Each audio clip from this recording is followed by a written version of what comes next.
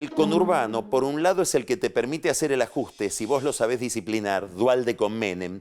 Voy a decir algo, Cristina con Massa, porque hoy Cristina, pobrecita, lo que le toca es darle orden político a este ajuste que está haciendo el gobierno. Una sociedad argentina que todavía tiene en su documento una foto que es como si yo llevara una foto con pelo. Digamos, una foto totalmente atrasada respecto de sí misma. ¿Y Macri? Macri, a diferencia del radicalismo, dice, para gobernar este país, desde el no peronismo, también tengo que disputar el voto de los pobres. Y buscar al pobre aspiracional. Y el gran fantasma es otro estallido, otro 2001, que venga otra vez del conurbano. Puede ser un estallido o puede ser la aparición de un proceso autoritario. Un Milei. Bueno, tuviste Bolsonaro, digamos, en Brasil pasó algo extraordinario. Bueno, ¿la Argentina puede ir hacia ahí? No lo sé.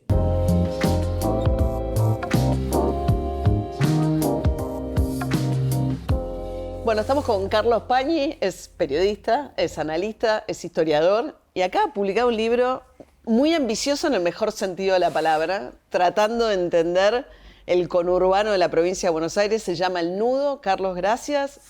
Empecemos por la definición más acotada que puedas dar de qué es el conurbano, más allá de un área geográfica que rodea la capital.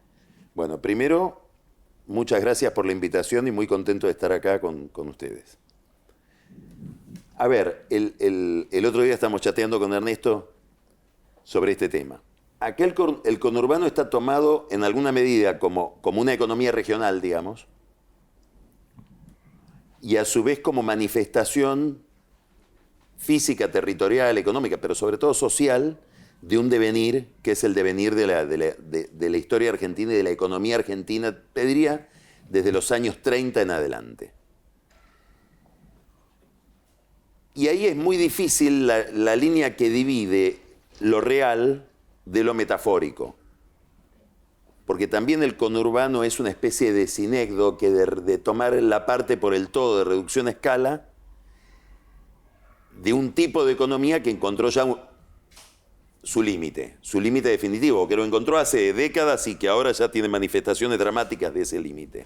El otro día una pareja de noruegos que va contando en TikTok sus experiencias en Argentina, hizo una experiencia notable, no sé si viste, que caminó del centro de Buenos Aires 40 kilómetros. Son deportistas y van contando lo que van encontrando. Empieza en el centro de Buenos Aires, un nivel de alto consumo, digamos que por momentos parece nivel de consumo europeo, y van caminando y van encontrando distintas geografías. Y en un momento dicen, me encontré con un lugar que era todo basura, ríos con basura, gente quemando basura, cabezas de caballo tiradas en el costado, mostrando como su sorpresa frente al contraste entre una sociedad y la otra, a pocos kilómetros. Y después mucha gente les comentaban, pero ¿y la seguridad? ¿Cómo se cuidaron? No tuvimos ningún problema de seguridad, eso es prejuicio de ustedes. Lo que vimos es que cambiaba el mundo entre un lado. Hay dos mundos, se contraponen el mundo de la ciudad de Buenos Aires con el mundo que lo rodea de una manera violenta. Yo creo que hay primero un fenómeno mítico, que es que los porteños que vivimos en esa Bruselas que describen los noruegos o que estás describiendo vos detrás de los ojos de los noruegos, miramos el conurbano como una especie de zona amenazante que en cualquier momento desborda y nos invade y nos destruye. Ahí en ese concepto hay racismo, hay prejuicios políticos, hay una especie de simplificación siempre mala, y hay un registro imaginario histórico de algo que pasó, que fue el 2001, que sirve para regular mucho la política, la imagen de las cosas, etc. Si uno mira el kirchnerismo, en el discurso de Cristina, cuando recorres todo el discurso de Cristina, siempre hay, ojo que volvemos al 2001, ¿eh? Que fue el gran estallido social, ¿no? Exacto, que fue un estallido de todo un régimen económico y que se produjo un gran estallido social con toma de rutas, quemas de cosas, tomas de fábricas. Se produjo la invasión, saqueos de supermercados. No es tan simple. Esto es muy simple. Feo, pero simple. Hay una sociedad rica, liberal, moderna, contra una sociedad pobre que amenaza a la sociedad rica. Claro, pero en realidad en ese conurbano lo que se expresa no es tanto niveles de pobreza, que los hay, sino contraste de ricos y pobres. con formas de guetificación. La villa se va convirtiendo en gueto, que es insegura, cada vez más insegura para el que vive en la villa. Esta es la gran novedad, porque la droga, las formas de violencia, la gente que se droga mucho se vuelve violenta, y esto es un clima que va cambiando ahí. Y los barrios privados, los countries, también se convierten en guetos. La desigualdad, o sea, vos decís, en ningún lado se ve más la desigualdad que en el conurbano. Exacto. En una, pegada, en una sociedad argentina que todavía tiene en su documento una foto que es como si yo llevara una foto con pelo. Digamos, una foto totalmente atrasada respecto de sí misma, que no entiende que ya es una sociedad extraordinariamente desigual, con 40% de pobreza, con esta contradicción. Seguimos pensando que somos la Argentina que vienen a buscar los europeos cuando dice queremos ir a un país, a una especie de Europa trasterrada. Bueno, ya no es esto, es eso. Creciente, con un fenómeno particular en el cual nos distinguimos de otros países negativamente, y es que entre nosotros no hay, y este es un tema muy importante para entender la política argentina, y perdón, es un problema donde la política argentina, la vida argentina le puede dar lección a otras sociedades, que es que no hay excluidos solamente. Hay expulsados. Excluido es alguien que nació pobre, hijo de pobre, nieto de pobre y llegó hasta los mayas y soy pobre. Otra cosa es alguien que disfrutó de los beneficios de la integración, lo voy a poner en términos absolutamente desagradables para entendernos, que conoció Miami y ya no sabe que no puede volver nunca más a Miami.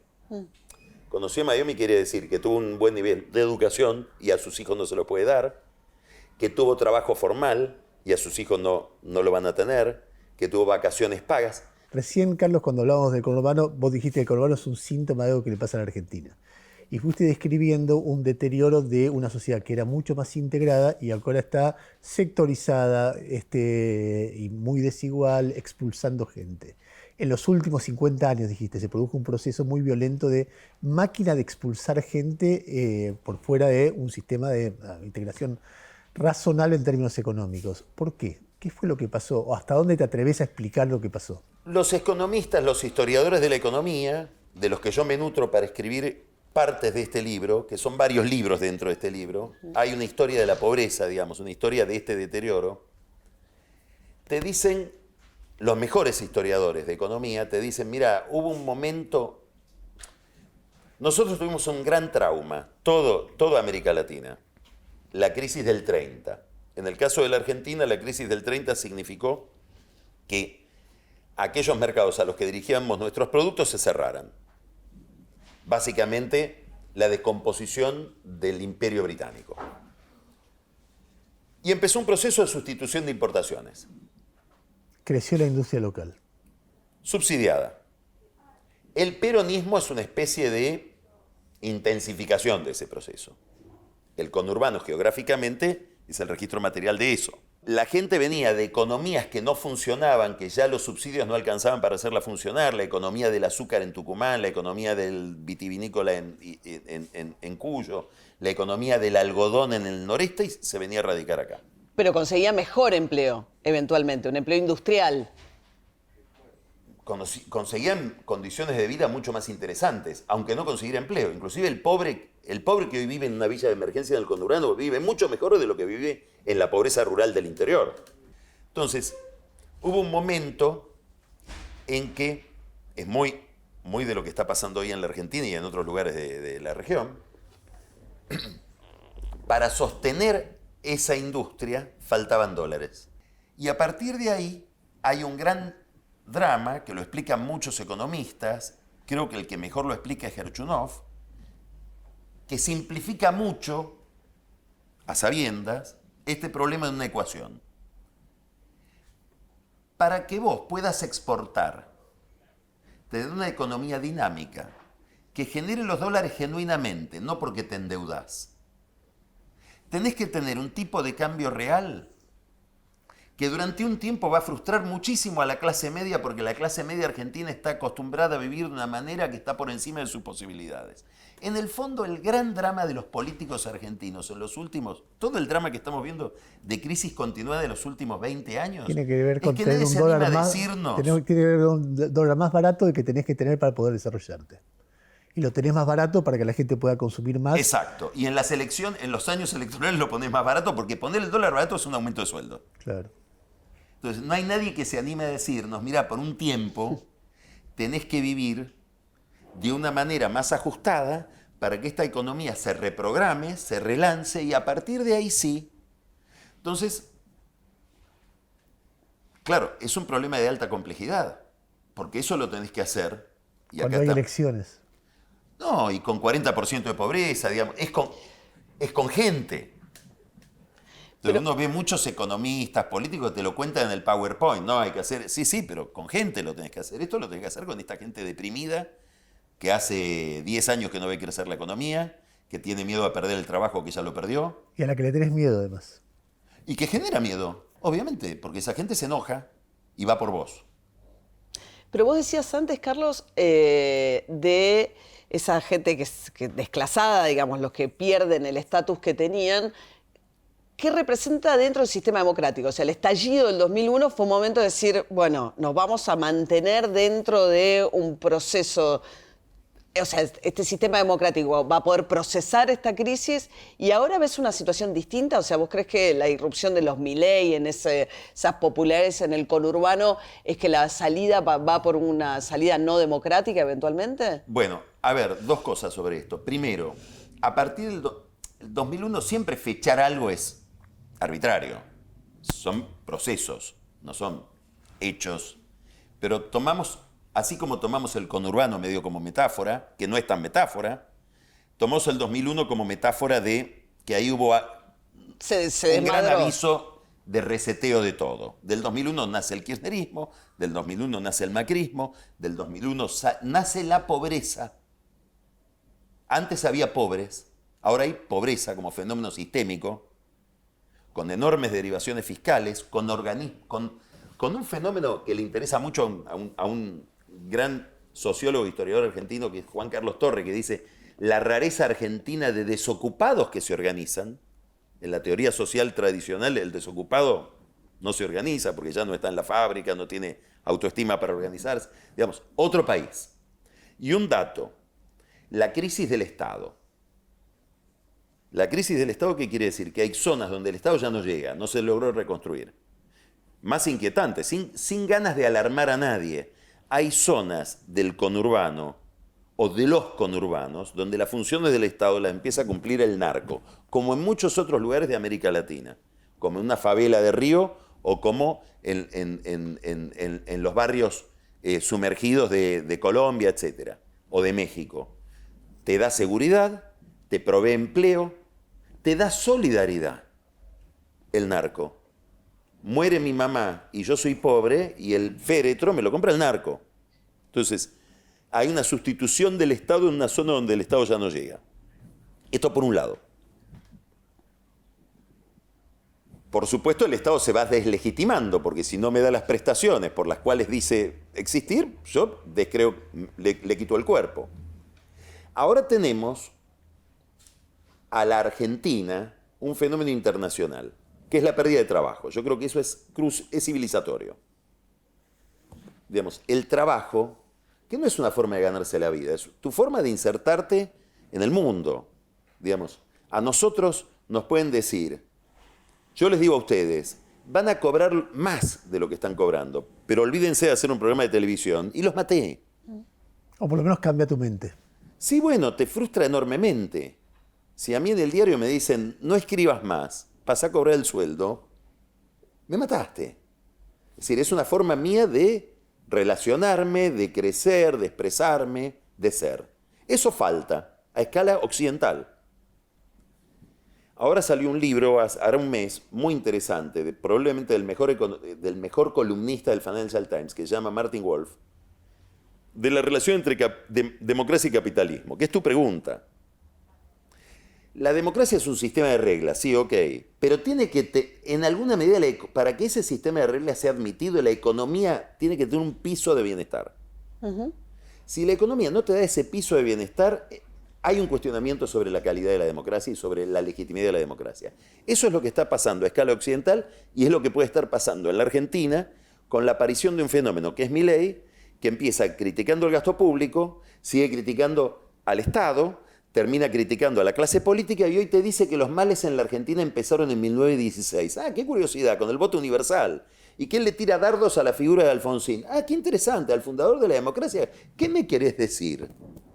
¿Qué pasa con un gobierno y la relación que necesita tener con el conurbano? Yo intercalo acá una visión del conurbano, temas de carácter sociológico, económico, con algunas como postales históricas. No un relato histórico, postales históricas.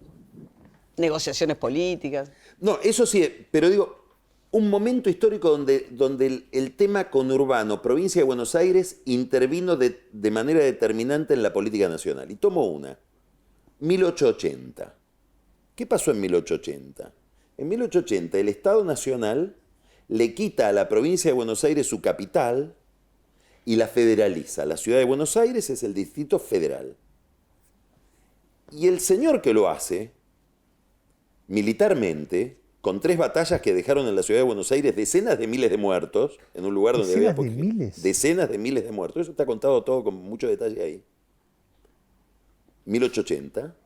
El señor que lo hace llega a la presidencia después. Llega, entre otras cosas, por esto a la presidencia. El Estado Nacional se va de Buenos Aires. Avellaneda, que era el presidente, se va a vivir a Belgrano, que era otro pueblo, que hoy es un barrio de Buenos Aires. Y asume después Roca, Julio Argentino Roca, que fue seguramente el presidente más importante de 50 años de la historia argentina. Y Roca dice, ahora que sometimos a la provincia de Buenos Aires, ahora sí esto es una nación. Si la nación argentina, si uno la tiene que simplificar mucho desde el punto de vista político e institucional, se termina constituyendo entre una alianza de provincias del interior que le ponen hormonas al Estado Nacional, le dan la aduana, le dan una capital contra la provincia de Buenos Aires.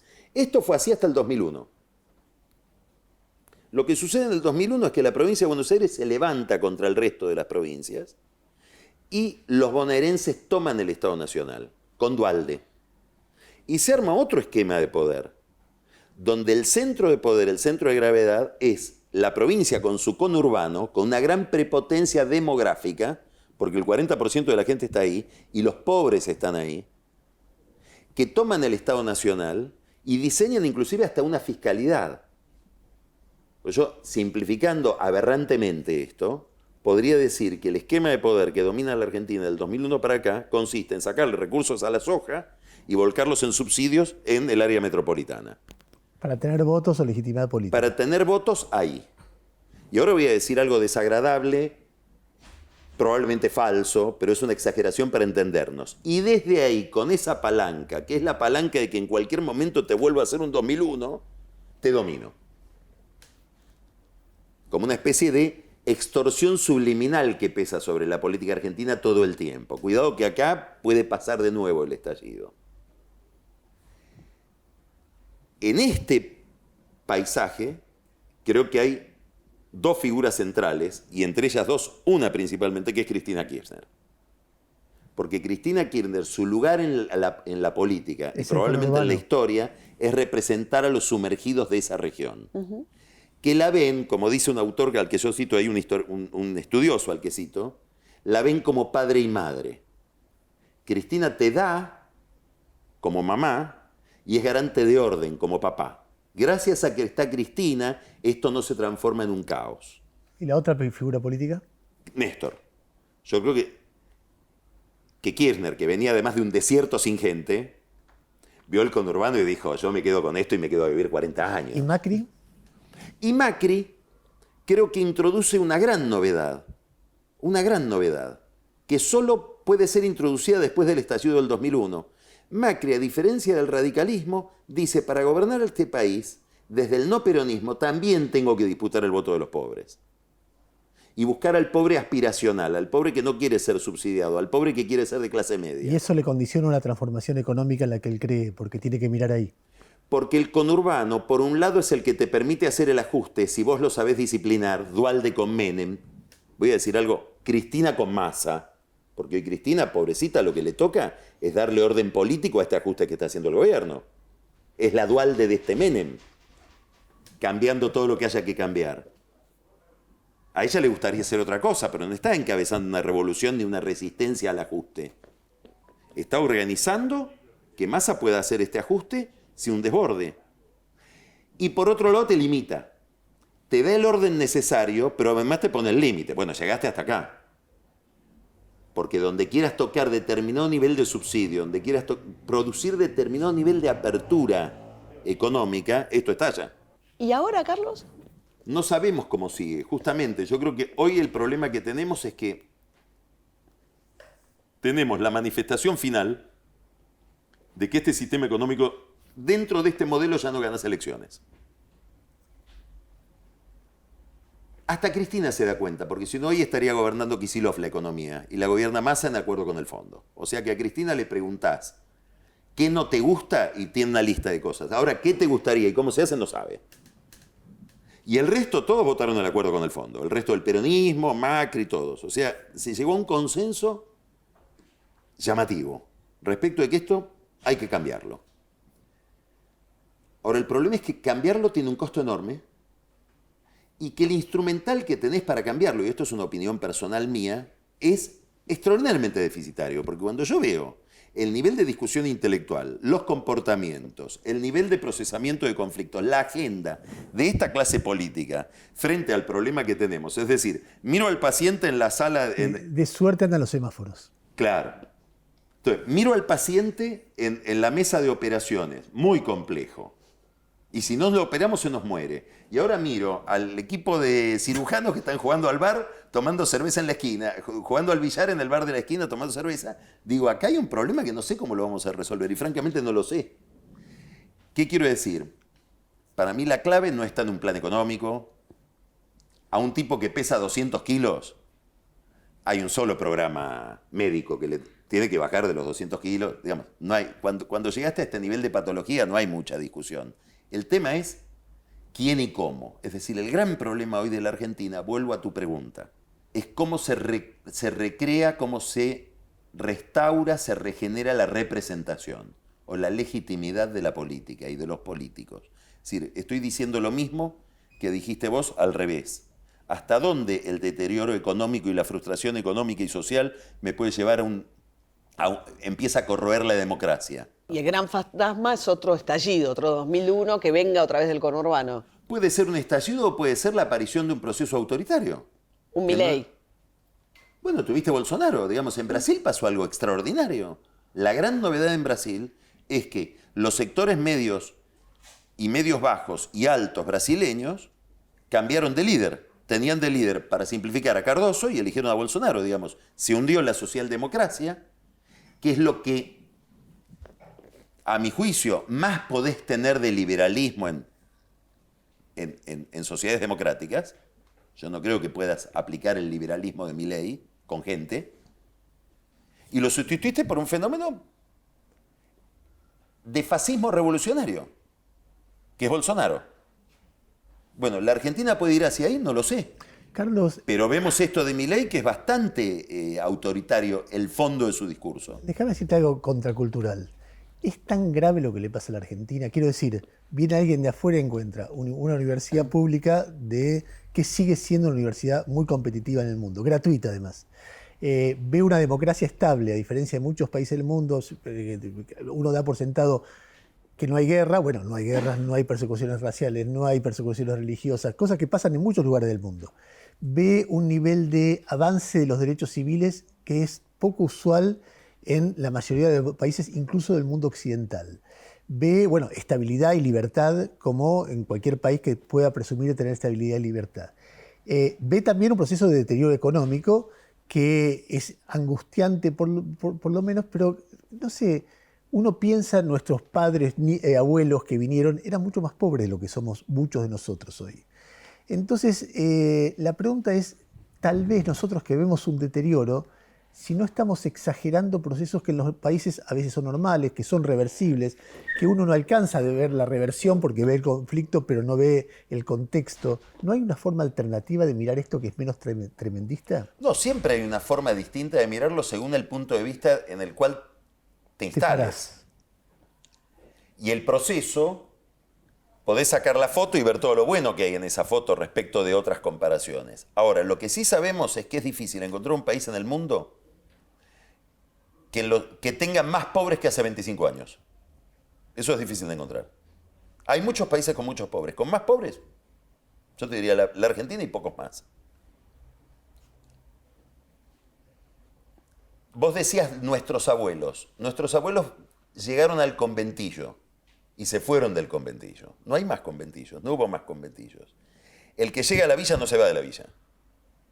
Se queda a vivir en la villa y probablemente su hijo vive en la villa y ya tenemos un 60% de pobres en la provincia de Buenos Aires que tienen menos de 14 años. Eso es malo por donde lo mires. Eso no se puede relativizar.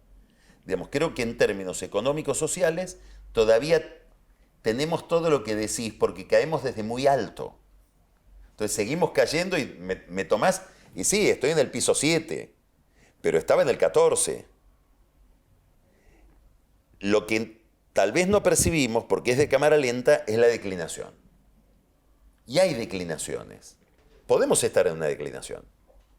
Yo creo que estamos en una declinación. Por supuesto, en esa declinación todavía sigue habiendo cosas que nos distinguen y en las cuales somos competitivos e individualmente te encontrás gente. A ver, voy a decir un lugar común, pero estoy pensando en 2 o 3 instituciones bancarias, etcétera, donde vas y los principales lugares siempre hay. Argentinos. Sí, está bien, sí, porque somos herederos de ese país con una clase media muy integrada, muy competitiva, formada, etcétera. Pero todo eso lo estamos perdiendo. La escuela pública en el conurbano bonaerense quedó como un refugio para los más pobres. La clase media baja se fue de la escuela pública. Sí. Es decir, con una explosión demográfica, estoy hablando de una estadística que debe ser del 2018, en los 10 años anteriores se habían perdido 100.000 matrículas en las escuelas públicas del Gran Buenos Aires. Es decir, que están quedando como lugares de refugios de pobres para ir a comer. Y el maestro gana lo que gana un pobre. Entonces todo eso es una dinámica que en el momento vos me decís, bueno, pero sigue siendo buena, sí, pero mirá la película y vas a ver que no está tan bien. Bueno, gracias, Carlos. No, a ustedes. Carlos Pañi. Pido disculpas por lo larguero. No, es apasionante escucharlo hablar a Carlos y si no su libro El nudo sobre el conurbano, Muy ese bien. territorio Gracias. inhóspito. Gracias. Gracias, María, gracias, Ernesto.